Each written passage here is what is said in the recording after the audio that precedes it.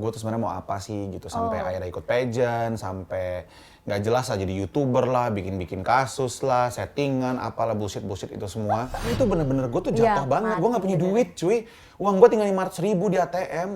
Ini gue pernah jatuh cinta sama seseorang lah gitu, dan ternyata dia selingkuh dan mengkhianati gue.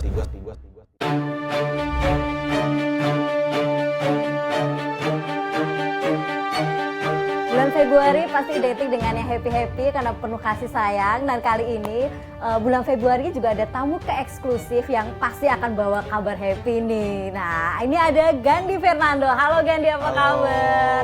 Thank you sudah mau datang ke eksklusif di tengah kesibukannya yang luar biasa nih belakangan ini.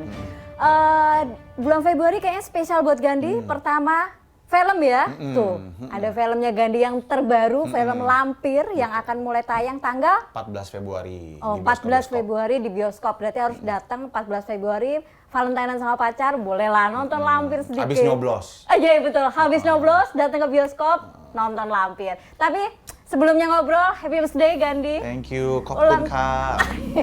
Ulang tahun yang ke-34, Iya. Oke. Berarti di 34, apa nih perubahan seorang Gandy Fernando yang dirasakan di usia sekarang? Ya lebih chill out aja sih sekarang, nggak terlalu gembar-gembor atau meledak-meledak kayak dulu pas masih umur 20-an. Sekarang lebih kayak oh yaudahlah kalau ada masalah kayak udahlah gitu. Gue pernah sih satu quotes dari aktor Tom Hanks yang ngena banget di otak gue. Kalau ada kena masalah, kita taruh di kepala kita, this too shall pass, this shall pass. Okay. Kayak ini bakal lewat kok. Akhirnya kalau gue ada problem apapun, lewat aja. Ngapain mikirin masalah? Mendingan kita bikin karya ya. Kadang-kadang apa yang gue mikir nih kalau gue mau ributin sama suatu hal gitu ya, ini gue bakal 6 bulan dari sekarang gue bakal inget gak ya? Iya. Kalau gue nggak bakal inget, ngapain gue ributin gitu. Iya betul. Tapi Gandy, awalnya gimana sih? Mungkin beberapa orang tahu lah perjalanan karir seorang Gandy Fernando gitu sampai sudah berapa film juga dia bikin. Tapi boleh lah spill cerita-cerita dikit soal perjalanan karir di dunia di dunia keartisan dan entertainment dan hiburan ini dan dunia persilatan ini ya. Awal tahun 2000, umur 10 tahun, aku ikutan kontes suatu majalah, aku juara 3 dari 3 peserta. Iya, dari kategori umur aku waktu itu. Setelah itu dari umur 10 tahun tuh mulai tuh awalnya figuran. Aku pernah figuran, jadi figuran di Vicky Nitinegoro pernah tuh. Terus padahal aku ponakan-ponakannya produser film, sepupu-sepupunya. Tapi aku bener-bener dari bawah banget. Nah, berarti ikut casting gitu segala macam? Ikut, ketolak, udah ribuan casting aku ditolak. Terus akhirnya aku ikutan kelas acting sama almarhum Didi Petet sama almarhum Yayu Awe Undru di tahun 2006. Akhirnya mulai casting lagi, dapat beberapa sinetron, dan aku harus meninggalkan itu karena aku kuliah di Amerika, kuliah film dan acting. Selama 4 tahun aku di LA, balik ke Indonesia, main sinetron lagi, tapi main sinetron silat-silat. Terus papaku negor, Gan, kamu jauh-jauh papa sekolah di Amerika kok pulang-pulang cuman main silat-silatan doang gitu di sinetron. Akhirnya papa menawarkan, bikin film yuk. Papa biayain, kamu bikin film sendiri, kamu yang main dan segala macam. Ya udah, karena aku banyak banget casting film gak pernah keterima, ya udah bikin sendiri aja lah. Tapi umur 10 tahun sudah mulai ikut casting. Lebih modeling anak-anak gitu sih. Berarti memang sudah ada ketertarikan di situ atau emang hanya sekedar orang tua pengen nih anak gue juga harus jadi model, jadi aktor atau seperti apa sih? Enggak sih, memang akunya pun juga pengen. Adikku juga dulu diikutin, adikku juga sempat main sinetron tapi dia nggak terlalu passion. Lebih kayak karena diajak orang tua. Nah kalau aku memang initiatively pengen gitu. Sampai akhirnya memutuskan sekolah di LA sejauh itu selama 6 tahun gitu. Selama sekolah acting, sekolah business and management, entertainment sama producing gitu. Terus tadi kembali ke Indonesia, main film lagi, kemudian akhirnya bikin film. Bikin film The Right One, tepatnya 10 tahun yang lalu, 2014 aku merilis film The Right One. Itu film pertama aku dan film pertama Tara Basro juga waktu itu. Kurang sukses di bioskop. Tapi ya aku terus nyoba sampai aku akhirnya nyerah di tahun 2017. Akhirnya aku bilang udah mungkin memang bukan jalannya gue gitu. Terus akhirnya ikutan Mister Indonesia di tahun 2018, terus menang, pergi ke Mister Supranasional, terus ternyata nggak menang. akhirnya di situ mulai kehilangan arah tuh, gue tuh sebenarnya mau apa sih gitu, sampai akhirnya ikut pageant, sampai nggak jelas lah jadi YouTuber lah, bikin kasus lah, settingan, apalah bullshit itu semua. Terus punya manajemen artis, sampai akhirnya kembali lagi, gara-gara pandemi. Pas pandemi di tahun 2020 akhir, YouTube gue udah mulai nggak jalan, karena udah bingung juga kan kontennya kan waktu itu AdSense kan jelek banget tuh pas udah berapa bulan setelah pandemi. Akhirnya di bulan Mei apa Juni 2021 mulai nge-review. Iseng, video kedua review aku langsung 700.000 yang nonton. Wah langsung rajin. Akhirnya sekarang naik jadi reviewer film. Dari reviewer film itu jadi diterima kembali sama orang-orang industri film karena mereka butuh aku mempromosikan produk mereka. Akhirnya lama-lama bisa kenal sama banyak banget orang lagi, atau bisa rekindle relationship yang lama yang udah sempat hilang. Sampai akhirnya kenal sama Clarissa Tanusudibyo, akhirnya bikin film Lampir. Oke, sebelum tadi akhirnya produktif lagi setelah vakum. Ketika vakum, sampai apa yang dilakukan kok sampai kepikiran tadi settingan itu sebegitunya mati angle, mati gaya untuk... Waktu itu di momen di 2018 sampai sebelum pandemi itu kan artis itu lagi ramenya dengan lambe-lambean kan semuanya, terus endorse banyak banget. Jadi memang banyak banget kan sebenarnya yang bikin settingan-settingan di media sosial, dan itu lagi marak-maraknya waktu itu di situ. Kan TikTok kan belum terlalu naik waktu itu. TikTok belum naik, terus untuk mendapatkan exposure yang besar itu ya lewat akun gosip pada zaman itu ya gitu. Ya udah gue ngikutin perkembangan aja. Ngikutin yang apa yang lagi rame aja, yang lagi rame itu ya udah kita bikin itu. Dan film Indonesia juga waktu itu lagi sepi-sepinya. Iya, karena memang ada masanya ya, semuanya down, gitu. Semuanya turun gitu. Nah, gue ngikutin perkembangan arus, memang lagi ramenya ke arah-arah lambe-lambean segala macem. Ya udah, makanya kepikiran ke situ, dan lumayan menghasilkan sih. Cuman memang jadi banyak hal negatifnya, banyak hatersnya juga. Ya, bener-bener. Cuman itu momen dimana orang tahu, oh Gandhi Fernando. Karena sebelum Mister itu ya aku skuter sih. Kayak bukan stiker kali ya, selebriti tidak terkenal gitu. Jadi cuma pemain film, jadi orang yang tahu gue ya cuma orang film doang. Lu bawa gue ke PGC Mall atau bawa gue ke Kalibata, nggak ada yang siapa sih kayak gitu kan. Tapi setelah settingan atau ribut-ribut segala macem tuh baru mulai tuh, ini kan yang kemarin sama Lucinta Luna kan, ini kan yang kemarin sama si berantem sama, ya ada aja gitu di jalanan. Nah sekarang akhirnya dengan TikTok kemana-mana udah sih, kayak kemarin tadi malam gue lari di GBK, Kak Gandhi ada yang minta foto, jadi berarti gue bukan stiker lagi sekarang. Berarti ini ada pengakuan yang jujur dari seleb kita nih, si Gandhi Fernando berani belak-belakan bahwa settingan menguntungkan. Ada yang iya, ada yang enggak. Oke. Dari yang enggaknya sampai detik ini pastinya ada dong yang paling enggak banget nih, yang paling enggak enak lah buat seorang Gandhi. Tapi bukan settingan sih, itu berantem beneran sih. Okay. Sama LL waktu itu, kan LL sempat aku yang manajerin waktu itu. Dan saat ada seorang agensi yang mau nyaplok dia ikutan manajemennya si manajer ini, mulai dipanas-panasin lah si LL tuh, sampai akhirnya dia nge-spill, ngebongkar dan ngefitnah aku di media sosial. Dan itu aku lagi dealing untuk 60 billboard salah satu bank terbesar di Indonesia. Untuk jadi brand ambassador bank tersebut, dan itu langsung gone with the wind. Gara-gara itu? Gara-gara itu, dan itu hitungan hari untuk tanda tangan kontrak. Gitu, terus itu ngurugin banget, dan itu bukan settingan, itu beneran berantem. Gitu. Sampai sekarang? Sampai sekarang berantem enggak, cuman memang udah lost contact aja. Emang nggak pernah di dalam satu ruangan yang sama, karena aku udah kembali ke film, sedangkan dia kan bukan aktris. Dia seorang selebriti gitu, jadi dia ke TV, aku ke TikTok dan film gitu. Jadi memang dua dunia yang meskipun sama-sama dunia hiburan, tapi departemen-departemen yang berbeda. Jadi belum pernah berada dalam satu ruangan yang sama. Ya kalau mungkin akan berada di ruangan sama, ya aku akan sapa dia, apa kabar gitu. Tapi tidak menaruh dendam kan atas sama sekali enggak? Nggak, kan udah masuk penjara kan.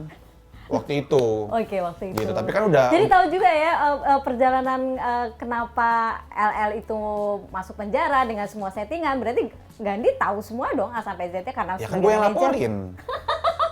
Gara-gara dia ngebongkar gue di medsos kan gue langsung lapor ke BNN. Okay. Terus gue lupa, 8 bulan kemudian dapat chat dari BNN kalau makasih atas laporannya. Terus tiba-tiba anjing gue lupa. Shit, kenapa gue lapor, udah. Tapi ya udahlah ya gitu. Salah sekarang salah sendiri bongkar aib orang. Apalagi bongkar aib orang yang telah ngasih makan dia. Itu haram hukumnya. Karena kita nggak boleh ngeludah di piring makanan kita sendiri. Iya, betul. Nah itu ganjaran orang yang aku nggak pernah meludah sama orang yang pernah ngasih aku uang, ngasih aku makan gitu. Kalau misal kan banyak tuh orang-orang seperti itu kan nggak berterima kasih gitu, kayak jelek-jelekin orang yang udah naikin karirnya dia. Nah LL salah satunya, makanya kenapa dia terkena ganjarannya. Dan makanya banyak banget orang yang, contohnya Mami Isa tuh banyak banget ngebantu karir orang. Jadiin orang artis, jadiin orang selebgram, jadiin orang jadi brand ambassador. Tapi banyak banget tuh yang suka ngeludah lagi ke dia. Akhirnya karirnya pada hancur-hancur semua kan, Ya, dengan sendirinya. Seperti kacang lupa kulitnya Iya, lah ya, betul. gitu. Jadi kita sebagai manusia nggak boleh begitu sih. Gani, kalau tadi ngeliat perjalanan kamu terlepas apakah kamu kemudian sempat vakum atau enggak ya gitu, tapi bener-bener pure kamu memang dari kecil seperti sudah ada di dunia hiburan kan gitu loh. Ini memang keluarga sudah sekitar orang-orang sekitar Gandhi lah, itu pasti jadi, juga di dunia hiburan. Iya, jadi kakak sepupuku dari mama itu Novita NG. Dari awal kan dia MC, dia juga dulu main sinetron pas masih muda banget, main di Lupus kan dulu ya. Iya, betul. Cinta Abadi lah pada zamannya, terus sekarang jadi penyiar radio dan kayaknya pemimpin redaksi di sebuah majalah lah. Terus dari papa itu keluarga Punjabi, keluarga Samtani, itu semua sepupu-sepupu sih. Banyak yang saudara atau ada yang ipar gitu-gitu. Jadi memang dari kecil sudah berada di lingkungan dunia hiburan. Artinya memang secara sadar atau tidak Gandhi menjadi tertarik juga dengan dunia itu ya. Yes. Gitu. Kemudian sekolah ke LA, film, aktor segala macam dan kamu kembali, kita masuklah ke momen di kau produktif lah gitu loh. Sebelum ke film, mereview film. Apa yang kamu rasakan ketika mereview film? Kadang-kadang penilaian orang tentang film itu kan beda-beda ya gitu. Tapi kamu berani mereview itu dan semua orang bisa melihat itu. Apa nih? Kadang-kadang pasti ada yang setuju kalau atau aku sih tidak. Sebenarnya kalau nge-review film itu bagus apa jelek lebih ke pengalaman dan rasa yang aku rasakan saat menonton. Aku nggak pernah ngata-ngatain orangnya. Oh, iya. Aku nggak pernah misalkan contoh, oh si sutradara A atau sutradara B itu sampah banget tuh orangnya bla bla bla. Aku nggak ke orangnya. Tapi kalau filmnya memang jelek ya aku bilang filmnya jelek dan alasannya apa. Ada base alasan yang paling karena lu punya pengalaman sekolah. Ya, contoh yang paling kan? salah satu yang paling viral itu saat aku mereview filmnya Fuji waktu itu. Jadi itu sampai 6 juta lebih deh kalau saya nonton itu. Itu dimana aku mereview lebih bukan Fujinya tapi tentang filmnya. Jadi ada salah satu scene kayak contoh ya, ini scene-nya si Fuji sama karakter cowoknya, satu cowok ini lagi ngedorong motor mogok di jalanan. Terus habis itu si Fuji ngomong, motor lu kenapa sih? Gak tahu nih mogok. Nah secara visual udah jelas-jelas mogok, ngapain lu dialogin lagi? Harusnya dialognya langsung aja, yaudah cari bengkel yuk. Atau cari apa yuk, kayak gitu. Jadi langsung aja ke solusi gitu loh, daripada lu secara gambar udah ngasih lihat kalau motornya mogok, ngapain masih diucapkan lagi. Mungkin ini dari kacamata Gandhi seperti itu, sebagai orang yang berkecimpung atau bersentuhan dengan dunia di belakang layar atau di depan layar. Tapi mungkin nggak semua orang paham dengan itu gitu loh. Ya, makanya aku kasih paham. Aku kasih paham dari review aku bahwa di keilmuan film layar lebar, karena banyak sutradara nggak sekolah film. Kebanyakan mereka otodidak, jadi kamera person, entah dia ngikut magang di mana, lama-lama dia jadi sutradara, jadi kamera person, jadi astrada dan whatever it is. Nah, di dalam keilmuan film, kalau sudah divisualkan, tidak perlu diutarakan lagi. Betul. Gitu. Itu kalau diutarakan lagi, lu blend. Tapi kalau lu langsung get to the conflict, itu ada layer namanya gitu loh. Ya, gue bingung sih kalau ngejelasin dengan bahasa manusia pada umumnya ya. Tapi kalau bahasa keilmuan film, just show, don't tell too much. Ya, betul. Gitu. Nah, kebanyakan film-film Indonesia tuh kayak gitu. Misalkan gini, bingung. Aduh, gimana ya, bingung gue nih. Padahal hanya cukup dengan gestur tubuh. Iya, misalkan dia begini nih, dia begini kayak misalkan dia kan ini kan gaya komedi. Kita bingung juga nggak pernah begini kan, tapi kan komedi warkop kan begitu. Kayak begini gitu kan. Itu udah cukup memvisualkan kalau bahwa dia sedang bingung. Gitu. Atau misalkan dia gini, dia gini. Kan dia lagi mikir nih, dia lagi pusing. Nggak bisa, pusing nih gue. Ngapain? Langsung aja gitu loh, langsung kayak ini gimana ya caranya gue harus nyelesain ini masalah, misalkan dialognya begitu. Gitu. Nah, dinamika perfilman Indonesia tuh masih banyak yang seperti itu, kekurangannya. Nah, kadang-kadang itu aku call out di dalam sebuah film gitu, contoh doang. Bahkan sesimpel begini, ada satu film lah yang didamba-dambakan semua orang, which is filmnya juga nggak jelek gitu, oke juga. Cuman ada satu momen di mana ini film Ganjil Genap. Di ending film, si Oka Antara datengin Clara Bernadette, terus mereka akhirnya baikan dan mereka bersatu. Tapi kamera malah pull out. Seharusnya pull in, artinya closure. Lu kalau pull out artinya akan ada masalah baru. Betul. Itu dalam keilmuan sinematografi begitu, tapi nggak tahu sinematografernya pas sutradaranya itu nggak memahami itu. Nah, saat itu yang gue utarakan di review. Jadi gue nggak ngejelek-jelekin orang di baliknya. Hanya benar-benar murni secara karya yang ada di depan layar seperti nothing, itu. There's no malice apapun intention buruk ke orang-orang di baliknya. I'm sure semua orang, gue pun kalau dikritik, gue pengennya apa nih yang kurang dari karya gue.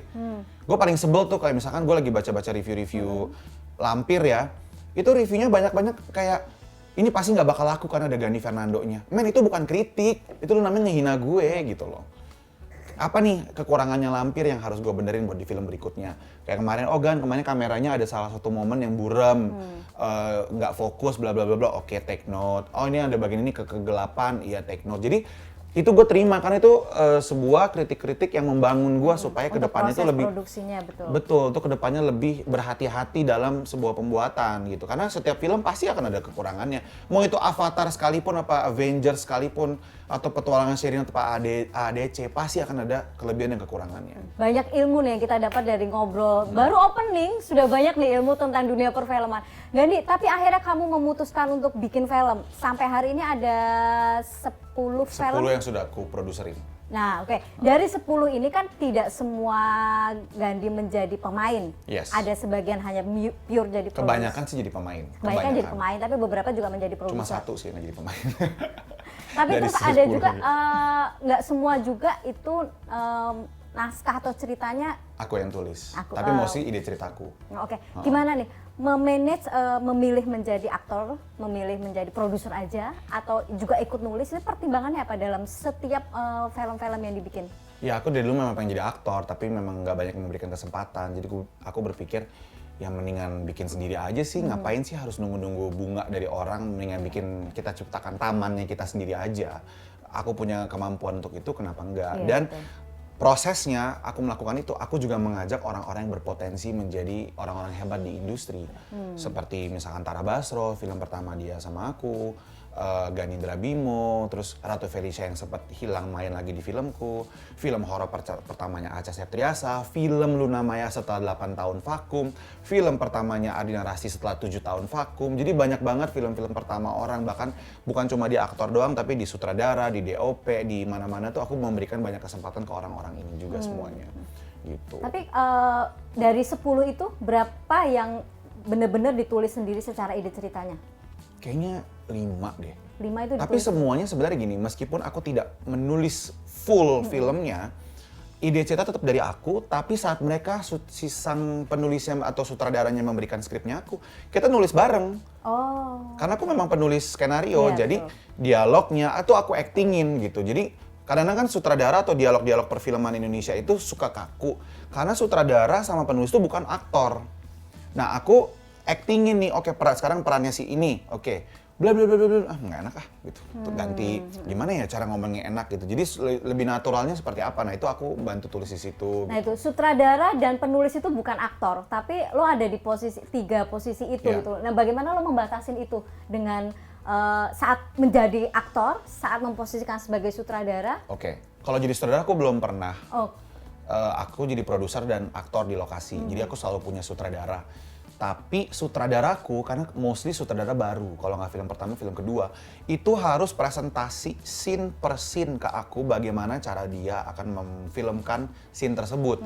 Dan saat aku diskusi sama DOP, direktur fotografinya dan juga sutradara, kadang-kadang aku ngasih input. Misalkan contoh, ini kayaknya scene ini bagusnya pakai crane, terus lu push in ke arah wajah close up-nya, dan tiba-tiba si pas ini terus dia langsung nengok ke samping atau nengok ada ancaman gitu saat momen dimana kerennya itu udah mendekat ke wajahnya, ini contoh doang ya. Jadi ada masukan-masukan itu, terus kadang-kadang ada budgetnya Mas gitu, adalah tuh berapa sih budgetnya untuk keren gini coba dihitung ya. Jadi kadang-kadang kita udah diskusi situ. berarti sudah semuanya kerja bareng, kerja tim. Benar, di jadi dalam meskipun proses mereka awal sutradara, ya. mereka tetap harus bayar Iya, approval dari betul. yang punya duit dong ya gitu. Kemarin ada komen katanya ini kan filmnya si produsernya bukan filmnya si sutradara.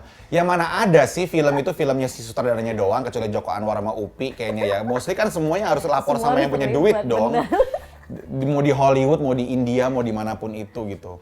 Ya udah itu sih di lokasi aku kebanyakan fokusnya jadi aktor. Karena kita sudah nge-hire line produser di lapangan, udah ada yang ngerjain. Berarti posisinya ketika ikut discuss soal alu apa segala macam itu before aku jadi aktor di lokasi. Ya, Saat aku di lokasi sebagai aktor ya aku duduk di ruangan aktor, di ruangan artis ya aku tinggal nunggu di make upin, tinggal syuting gitu. Palingan ada diskusi-diskusi soal produksi sedikit banget dan mostly langsung ke line produserku aja. Dan produserku di Lampir kan banyak. Bukan cuma aku doang, ada Mas Philip, ada Mbak Kiki, ada Bang Husni, ada Clarissa, ada Taleb. Jadi kita banyak orang yang membantu dan di lapangannya aku ya santai-santai aja sih. Malah Lampir Lampir paling aku nggak pusing di lapangan. Tinggal terima laporan aja. Gitu. Gandhi, menulis skenario tadi, menulis ide cerita, koreksi kalau salah, bener nggak dari beberapa film sebutlah, termasuk mungkin Lampir, kemudian ada Pizza Man, ada satu lagi apa tuh yang idenya, lu tuh mengedepankan sosok wanita, sosok perempuan, itu kenapa? Mama kali ya, mama gitu, jadi kayak, dan aku suka sama, karena gini, wanita itu masih dianggap quote-unquote lemah ya dalam dunia karakter yang diciptakan di film-film dari dulu gitu kan. Jadi from a zero to hero gitu kan, independent woman itu nice banget gitu dan aku satisfying aja ngeliat karakter-karakter itu. Film favorit aku sepanjang masa itu The Devil Wears Prada. Itu jadi thesis aku tuh bagaimana dia karakter Anne Hathaway itu dari nobody dia bisa menjadi sukses gitu. Ya itu menarik aja sih itu ngeliatnya. Berarti Mama menjadi inspirasi ya gitu. Dan kalau di kita kan patriarki ya dalam banyak hal yang seperti tadi second layer lah kalau misalnya perempuan tadi ketika perempuan kemudian menjadi ibaratnya tokoh utama dalam itu sempat ngalamin gimana kesulitan nggak menulis karena menulis skenario itu yang aku tahu tuh nggak gampang lah ya apalagi ada sosok yang mau dikedepankan tanpa terlalu terlihat banget nih gitu tapi ada teknik-teknik yang enggak sih soalnya aku nggak nulis based on true story aku nggak nulis biopic juga jadi ya semuanya fiksi sih, fiksi dan mostly setelah skenario ditulis, pemain wanitanya itu pasti akan ngasih input juga ke filmnya, ke karakternya dia kayak gitu. Ini kayaknya nggak gini deh kalau perempuan gitu. Jadi meskipun sudah jadi skenarionya saat kita reading sama pemainnya akan ngasih banyak input. Berarti itu masih mungkin dibedah lagi. Mereka bukan patung kan, mereka bukan boneka yang kita cuma suruh bacain dialog. Mereka a part of the writer sebenarnya. Aktor tuh writer juga. Dia harus gimana caranya dia menulis di pikirannya dia line yang akan dia deliver gitu. Dan seringkali pas kita lagi reading, dia akan ngasih input nih nggak enak cara ngomongnya. Ini kayaknya perempuan nggak mungkin kayak gini deh. Ini nggak cewek banget nih nggak ini kayak gitu. Jadi ada diskusi di situ. Dari 10 itu berapa film horor, berapa film drama? Kayaknya setengah-setengah deh. Setengah-setengah. Jadi setengahnya horror thriller, setengahnya sebenarnya kalau yang aku produserin setengah-setengah, tapi kalau yang aku main banyakan yang non horror. Kalau main, gitu. Tapi yang paling sukses yang horror-horror. Itu sebabnya Gandhi memilih horror untuk. Dan lebih seru nggak sih nonton horror? Lebih deg-degan sih. Lebih deg-degan. Jadi kita merasakan sebuah adrenalin rasa adrenalin gitu saat kita ke bioskop. Kalau kita nonton drama kan kadang kayak gue nonton di rumah aja gitu loh kayak gitu loh. Dan bikinnya juga begitu.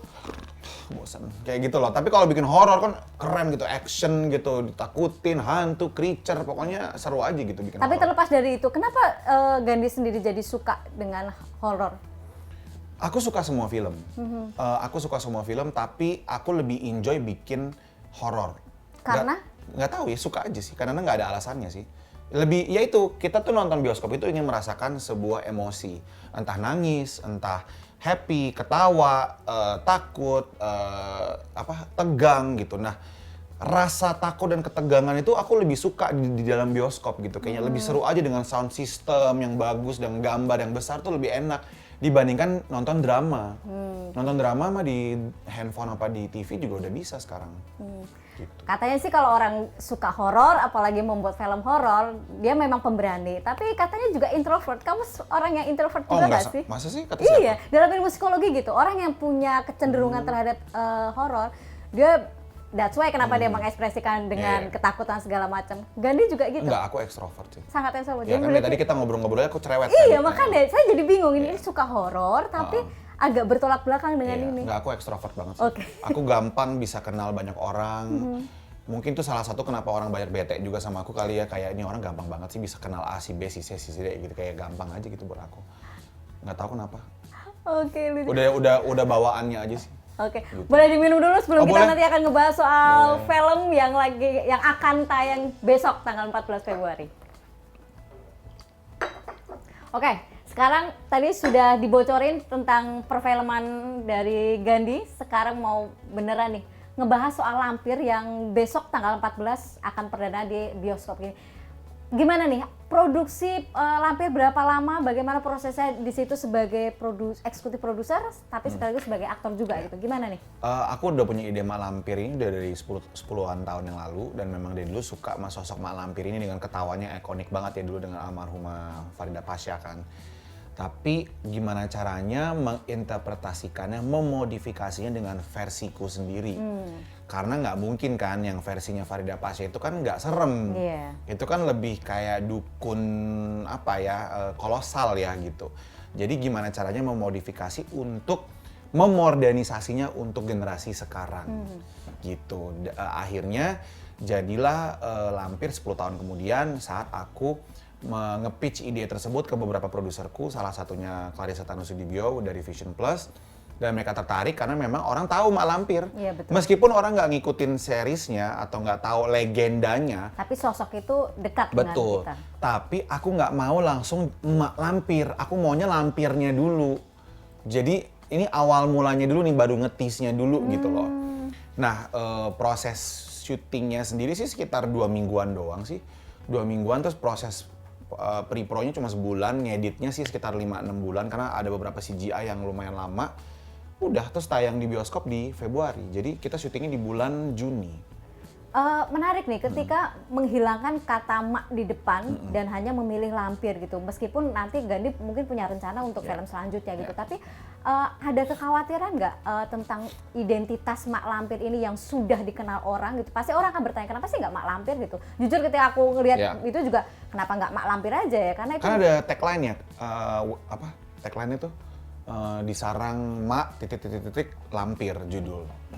Apa sih selamat datang di sarang Mak titik Lampir. Jadi sebenarnya tetap ada, cuman memang nggak langsung Mak Lampir. Dan kalau bilang kenapa sih, nonton aja, lihat aja filmnya di dalam, di plot twist di endingnya gimana. Iya, untuk para perempuan kayaknya ngilu ya. Jangan dibocorin di sini, nanti pada nggak nonton, tapi dibikin penasaran nonton nih gitu. Tapi memilih tempat, kemudian horor itu nggak sekedar audio, tapi juga ada teknik make up-nya yang itu kan PR banget ya. Itu gimana nih? Itu yang paling mahal. Departemen yang paling mahal adalah departemen makeup. Harganya itu loh, ya ampun kalau diinget-inget ya. Apalagi gimana caranya kita bikin makeup yang believable. Makeup itu bisa mahal tapi nggak believable. Ya, bisa murah tapi believable. Nah itu tantangannya di situ. Karena seringkali, karena seni ya, jadi nggak bisa diukur lewat angka gitu. Betul. Tapi untungnya aku punya tim, aku panggil dia Nya, itu dia punya tim makeup yang bagus banget. Dan itu salah satu makeup artis yang dari film Midnight Show juga dulu, filmku yang ke-6 kalau nggak salah. Film ke-4ku. Terus, tapi dibalut dengan CGI juga, dibantu sama CGI. Jadi nggak 100% makeup. Jadi udah dasarnya udah makeup, mukanya seperti apa, baru tambah-tambahin sedikit, kayak misalkan si Lampirnya yang nongol menuju di akhir, itu yang final formnya dia, itu di ruang editing kita tambahin lendir sama darah. Jadi nggak fully, pas kita syuting dia nggak berlendir dan nggak berdarah. Dan kita tambahin uap keluar dari badannya dia. Nanti kalian nonton aja. Gitu. Tapi kadang-kadang kalau horor tuh apalagi kita bicara soal lendir dan darah gitu, image-nya adalah jijik gitu. Tapi kan gimana nih menghadirkan horor tanpa ada kesan nggak semata-mata jijik, kan beda ya. Kalau misalnya jijik itu kan kita jadi males ya gitu. Tapi kalau ada yang sesuatu yang bikin tegang dari segi make up, PR banget kan? PR. Tapi ya banyak banget kan kalau misalkan orang bikin horor itu bikin menakutkan dan jelek sejelek mungkin, menakutkan semenakutkan mungkin. Kalau ini kan kayak top model ya itu si yang di poster posenya, jadi dia begitu kan, padahal dia serem mukanya gitu. Tapi sebenarnya ada alasannya gitu, di balik tubuhnya dia itu ada lagi sosok final formnya si Lampir ini yang sekalinya jijiknya jijik banget gitu. Jadi ada dua form. Nah itu sih, jadi tapi kita memang lebih mengedepankan materi promo yang lebih seram tapi cantik. Karena memang tujuannya Mak Lampir ini kan pengen hidup terus cantik dan abadi. Terus cantik dan abadi itu yang mau disampaikan. Nah, pemilihan lokasi pasti juga penuh pertimbangan dong untuk memberikan efek takut, serem segala macam. Itu juga terlibat. Iya, jadi itu susahnya tuh nyari lokasi di Indonesia adalah karena di film ini mereka masuk dalam rumah vintage yang mewah banget, tapi saat terjadi kejadian teror Mak Lampir, rumahnya berubah menjadi sarang. Rumah yang sama. Jadi bagaimana kita mengubah rumah mewah jadi rumah kumuh, jadi sarang dan kayak rumah yang lama nggak dipakai. Iya, rumah yang udah ribuan tahun kotor dan jorok dan apa, itu yang tantangannya di situ. Dan kita dapat satu rumah yang takut dan ngeri banget, tapi untuk kita bikin jadi bagusnya, mewahnya, malah sulit. Jadi kita cari rumah mewah dulu baru kita jelekin, bukannya kita cari rumah yang jelek kita mewahin. Kebalikan tantangannya di situ tuh. Dan kurun waktunya cuman 24 jam sampai 48 jam untuk bikin rumah itu jadi jelek. Bayangkan orang art aku udah sampai kayak gimana tuh pusingnya. Tapi membuat efek rumah jelek, kemudian memang yang diharapkan kesannya horor juga gitu loh. Itu lokasinya di mana kalau boleh bocorin? Di Megamendung di puncak. Oke, di Megamendung. Dia tuh di atas bukit gitu, jadi agak terpisah tuh. Tapi ya katanya orang-orang sih yang di situ lokasinya sih menyeramkan dan mistis, tapi aku tuh udah dipagerin gitu. Oke. Berarti ini ada pengalaman yang agak-agak beneran mistis? Ada, aku pernah disantet dulu. Aku pernah disantet sama orang lah, adalah yang gak suka sama aku. Terus akhirnya aku dipagerin, di Rukia dipagerin. Jadi sekarang kayaknya udah ada yang jagain sih gitu. Oh, berarti momen syuting kemarin sempat ngalamin hal-hal yang ada sih, ada satu momen di mana wallpapernya tuh sobek sendiri gitu jam 3 pagi. Nah ini aku pikir cuma copot, tapi ternyata kata Rory Asyari itu beneran ada yang narik, ada yang marah gitu. Aku pikir oh ya udahlah, aku nggak peduli sih gitu, karena udah sering banyak nonton horor, udah banyak syuting horor, jadi udah nggak ada hal-hal yang gimana banget sih. Ya buat Gandhi mungkin, aku sih nggak peduli sih udah sering, tapi kan buat kru atau mungkin buat pemain lain yang ya, tidak selalu horor. Ya itu kan derita mereka. Salah sendiri, ketakutan. Kita tuh nggak boleh kosong, kita tetap harus ada, ya kita harus strong. Kalau kita kosong dikit ya masuk lah. Gitu. Iya, itu udah urusan masing-masing ya, gimana lo mau ngontrol sendiri. Gitu. Jadi dalam film ini juga Conan mengajak beberapa aktor-aktor baru lah, pendatang baru gitu. Itu kan menjadi tantangan berat sebetulnya ya, ketika film ada pemeran baru gitu. Apa pertimbangan Gandhi? Nggak berat sih untuk mereka ini, karena Rory Asyari memang dia udah base-nya news anchor, dia udah ke sekolah acting banyak banget. Dia memang ternyata udah banyak banget ngelakuin berbagai workshop acting dari berbagai guru-guru hebat di Indonesia. Jadi pas dia casting pun dia cuma tinggal diarahin sedikit, dia udah bisa. Jolin Mary dia udah banyak banget main series, tapi belum pernah pemeran utama, dan layar lebar pertama sebagai lead akhirnya dia. Jadi dia udah ada pengalaman acting. Hana Saraswati pemain sinetron di Anak Jalanan ya kalau salah. Jadi memang dia udah bertahun-tahun stripping sinetron. Lebih bagus stripping sinetron, jadi tinggal diturunin tuh intensitas actingnya dia. Dan itu coach kita almarhum Yayu Unru waktu itu. Jago banget dia. Rasti udahlah ya senior, Ge Pamungkas senior ya udah.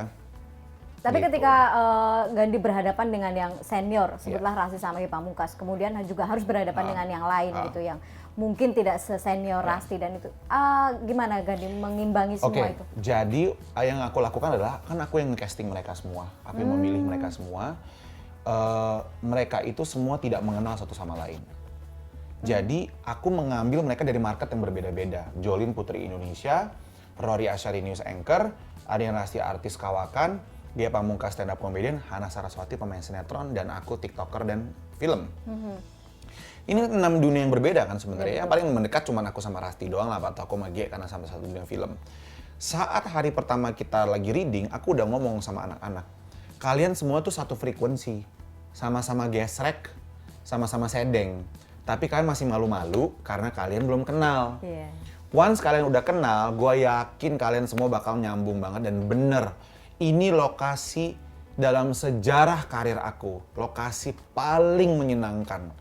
Bahkan ada banyak momen di mana Ge sama Rory sama aku tuh harinya nggak syuting, libur. datang ke lokasi, pengen aja di lokasi. Dan kita tuh saling mengkoreksi, itu yang aku suka, nggak bermain sendirian. Karena kan ada aktor-aktor apa aktris yang pengen kelihatan bagus sendiri. Iya, Kalau kita peduli enggak, dengan jadi kita lawan bantu ngedirect yang Rory sih khususnya sama Jolin karena masih mostly baru kan. Kalau misalkan dia nggak bagus, terus sutradaranya nggak bisa ini, aku coba ngasih. Terus masih belum bagus, G nyoba, take 3, masih belum nyambung, Rasti masuk dapat. Jadi kita saling mengkoreksi dan kita nggak tersinggung sama sekali. Gitu. Itu sih yang paling penting. Tapi gimana Gandhi menemukan bahwa ini manusia-manusia ini nggak kenal tapi gesrek? Apa nih? Ya karena mereka semua temanku. Aku udah kenal. Oke, udah kenal tapi cuma dari circle yang berbeda-beda. Karena kan aku kan di kehidupan aku di dunia entertainment kan aku pindah-pindah pindah-pindah circle gitu, which dari sinetron, film, pageant, TikTok, selebgram, YouTuber. Jadi aku banyak banget berada di circle yang berbeda-beda. Jadi selama karir aku tuh banyak. Makanya kemarin premier rame banget kan. Itu kan sebenarnya bisa dihitung untuk orang film perfilman, industri perfilman yang datang. Tapi yang datang itu semua orang-orang yang punya follower, orang-orang yang dikenal sampai Muhadli Aco tuh ngomong tuh sama Kiku, istrinya G Pamungkas. Gila nih rame banget ya. Kayak tuh sampai Mas Agung, manajer Hana Saraswati sama Amanda Manopo nelfon aku. Gan, gila ya premier kamu penuh banget sama orang-orang besar loh yang datang. Tapi bukan artis-artis film lebar. Ada sih artis film lebar, tapi orang-orang yang memang ini si ini nih, ini si ini nih, ini si ini nih. Orang-orang yang lo nggak pernah akan expect berada dalam satu ruangan yang sama. Iya betul. Apalagi karena pemain-pemainnya dari market yang berbeda-beda. Jadi undangan-undangan mereka ada stand up comedian, ada pemain sinetron, ada ada news anchor. Lo kan nggak akan pernah ngeliat tuh news anchor acting dengan tuh maksudnya tamu-tamu news anchor, terus ketemu sama tamu-tamu pemain sinetron gitu, terus ketemu sama tamu-tamu tiktoker gitu, youtuber gitu kan nggak ada kayak gitu-gitu gitu. Jadi itu ada semua dalam satu ruangan. Oke, kalau Gandhi berhasil menyatukan dalam berbagai market orang ketemu dalam satu ruangan atau bahkan berproduksi gitu loh. Termasuk orang yang deket juga nggak sih dengan fans? Karena pasti apalagi tadi Gandhi bilang, sekarang gue udah dikenal nih, lari di GBK udah Gandhi gitu. Lu termasuk orang yang deket sama fans gak? Atau meladeni fans ketika komen? Aku gak pernah menolak foto. Gak pernah menolak foto. Banyak banget yang sering aku balas-balasin DM-nya. Wah, banyak banget. Ribuan.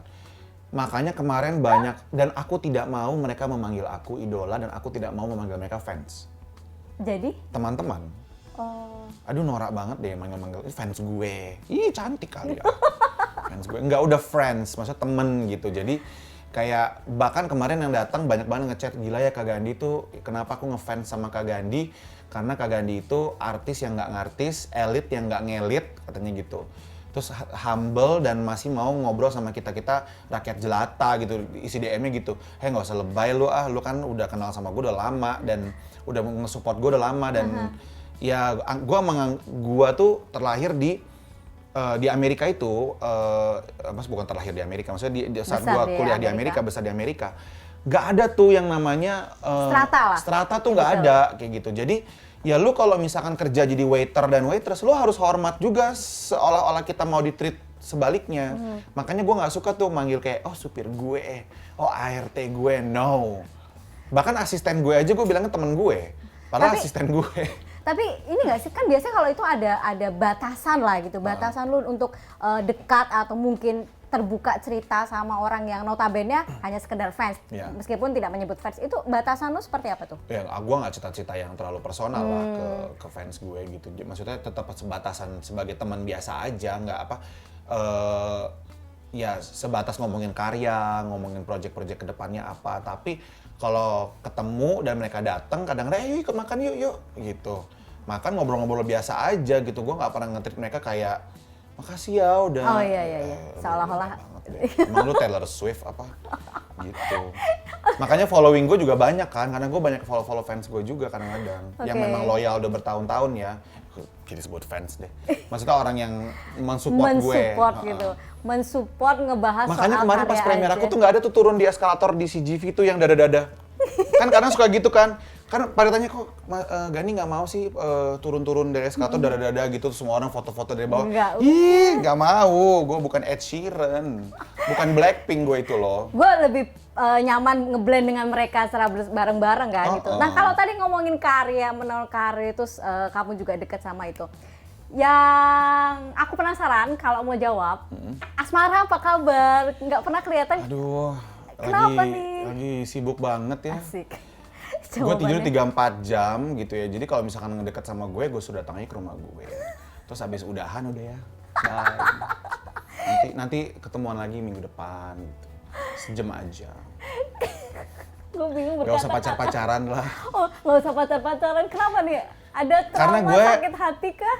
Iya, si itu. pas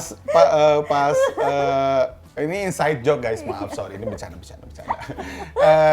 Jadi pas pandemi gue pernah jatuh cinta sama seseorang lah gitu, dan ternyata dia selingkuh dan mengkhianati gue setelah gue bikin dia bantu dalam karirnya dia dan mengangkat stratanya dia dari bawah ke atas gitu, dan tiba-tiba gue diludahin lah intinya gitu. Dan setelah itu gue udah 2 tahunan terakhir itu gue udah pas pandemi kelar gue kayak gue harus bangkit, karir gue harus bangkit.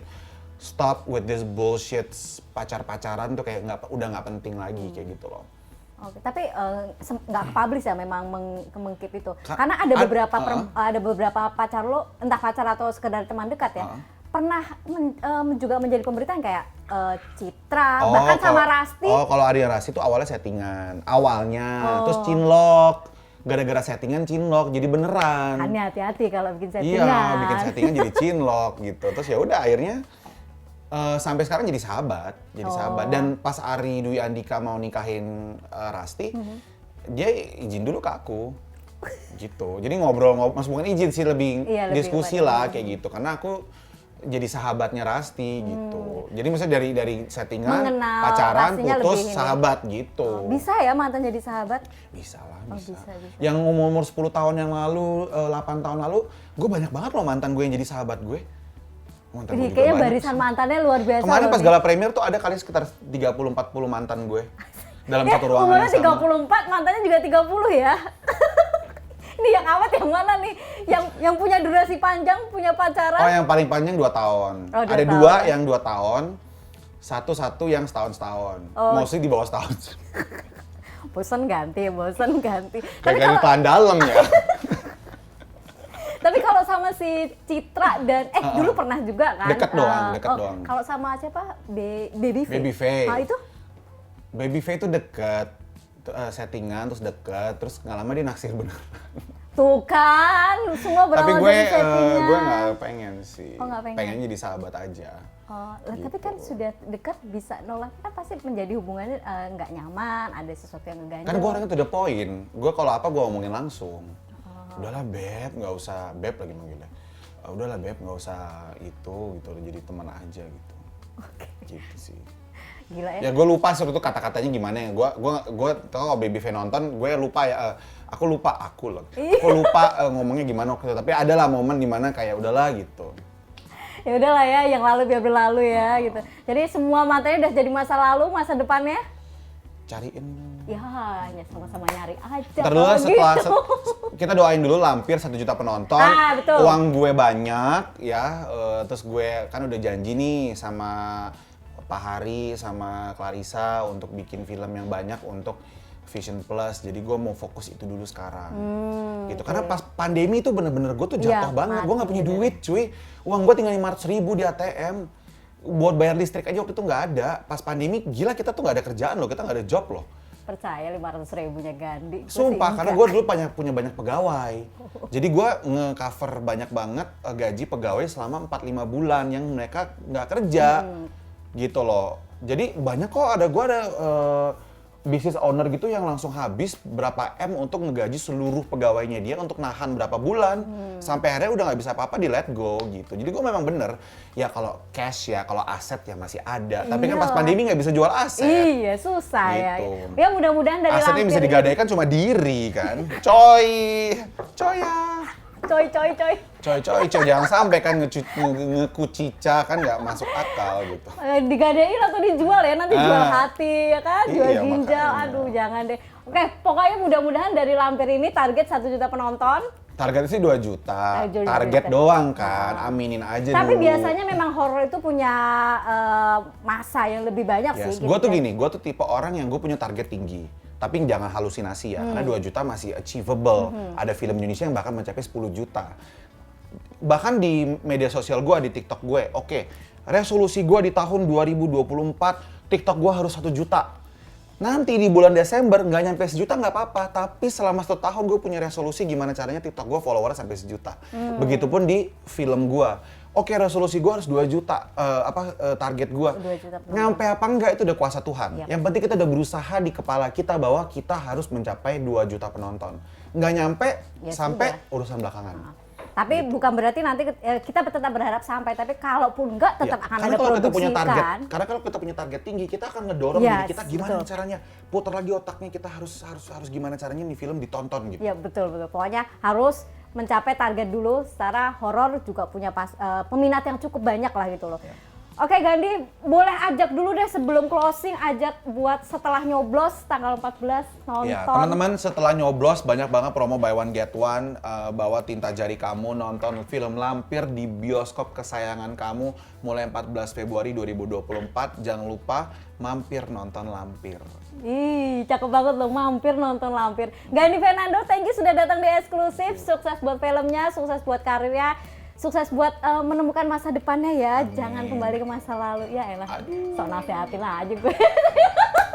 Thank you Gandhi Fernando. Kun Kap.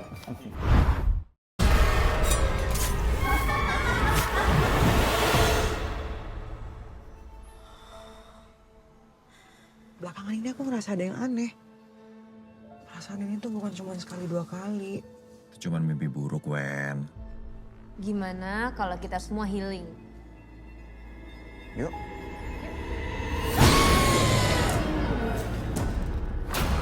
Setelah dari sini, aku yakin kamu bakal balik happy dan normal lagi.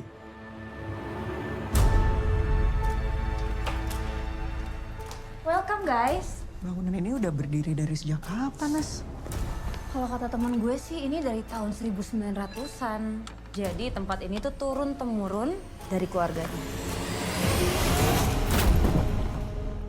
Dengerin gue ya, kalau sampai lu bertingkah, habis lu sama gue. Ada sesuatu yang kalian harus lihat di rumah ini.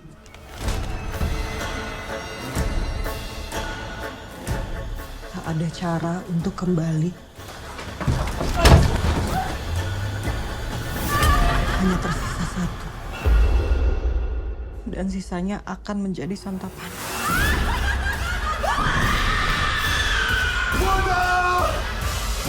Setelah semua yang kita alamin malam ini, lu masih nggak percaya sama gulungan itu? Siapa yang bakal untung dengan kita saling bunuh? Lampir. Besok kita akan balik selamat dan utuh. Iblis itu nggak akan biarin kita pergi dari sini. Kalian semua akan mati.